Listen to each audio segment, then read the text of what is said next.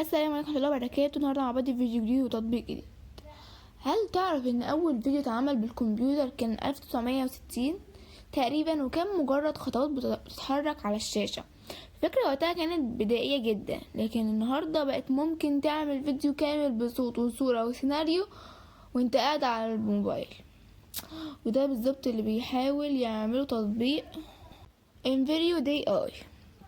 التطبيق ده بكل بساطة في الفيديو ده هقولك على 5 مميزات، خليك تكمل للآخر، وفي النهاية هقول 5 عيوب زائد 5 نصايح لازم تعرفهم قبل ما تستخدمه.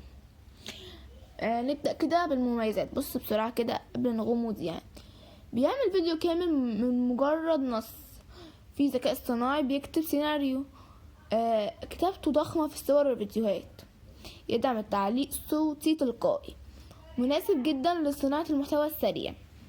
بص السؤال ده هل فعلا يستاهل ولا كله كلام في السوق؟ خلينا نحل بجد. ايه هو التطبيق ده؟ التطبيق ده ببساطة هو مولد فيديوهات بالذكاء الاصطناعي. يعني انت بتكتب فكرة او العنوان وهو بيحولها لفيديو كامل، سكريبت، صورة، موسيقى، وحتى فويس اوفر. وظيفته الحقيقية تقلل الوقت والمجهود، بدل ما تقعد ساعات تعمل مونتاج وهو بيعمل لك 70% من الشغل في دقايق. بيحل مشكلة مهمة جدا، ان ناس كتير عايزة تعمل محتوى بس مش عندها مهارة المونتاج او الوقت. اللي بيميزه ان هو مش مجرد محرر فيديو، ده اقرب لمساعد بيشتغل معاك. مناسب لمين؟ مناسب جدا للي عايز يعمل فيديوهات تيك توك او يوتيوب شورت، او مسوقين وصناع محتوى مبتدئين وما عندهمش خبرة مونتاج. مش مناسب للي عايز تحكم حرفي بدقيقة جدا. كمان منتظر المحترفين اللي محتاجين تفاصيل عميقة. بصراحة هو معمول للمبتدئين والمتوسطين اكتر من كده من محترفين. تمام. طريقة الاستخدام، اول حاجة هتحمله، بتعمل تسجيل بحساب جوجل غالبا سريع جدا. بيعمل بعد كده هتلاقي واجهة بسيطة بتكتب فيها الوصف بتاع الفيديو اللي انت عاوزه.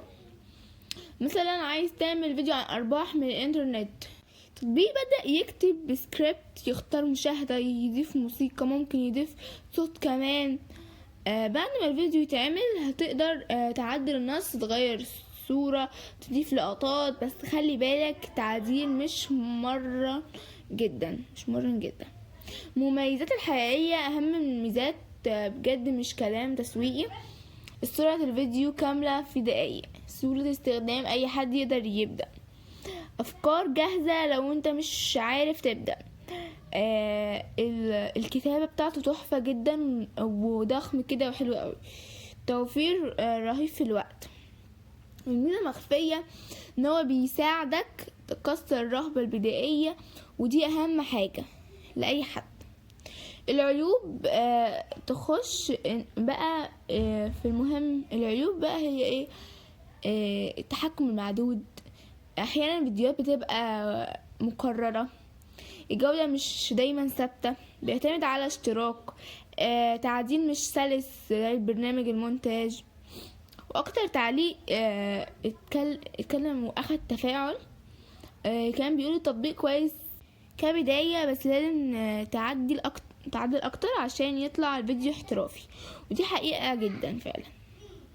لو عايز تستخدمه صح اكتب وخلي فيه تفاصيل في السكريبت بتاعك عشان يفهموا اكتر. كمان غير مشاهدة يدوية، استخدمه كمسودة مش منتج نهائي. اهم الحركة ما تاخدش الفيديو زي ما هو، دايما عدل عليه. حاجات لازم تتنبه ليها وتخلي بالك منها: استهلاك الانترنت، صلاحيات الوصول، جودة تلقائي، وخصوصيات اعتماد كلي عليها، لان لو اعتمدت عليه 100% محتواك هيبقى شبه غيرك. فهم التسويقي، في شوية حركات تسويقية لازم تاخد بالك منها. النسخة المجانية محدودة جدا، ضغط على الاشتراك مدفوع، بعض المميزات شكلها مجاني وهي مش كده، فيها شوية غرضات تخليك تدفع بسرعة، فخد بالك. ممكن الناس تستخدمه في ايه؟ نشر معلومات غلط، فيديوهات مضلة، سب محتوى. فلازم تتحقق من اي فيديو تشوفه معمول بالذكاء الاصطناعي.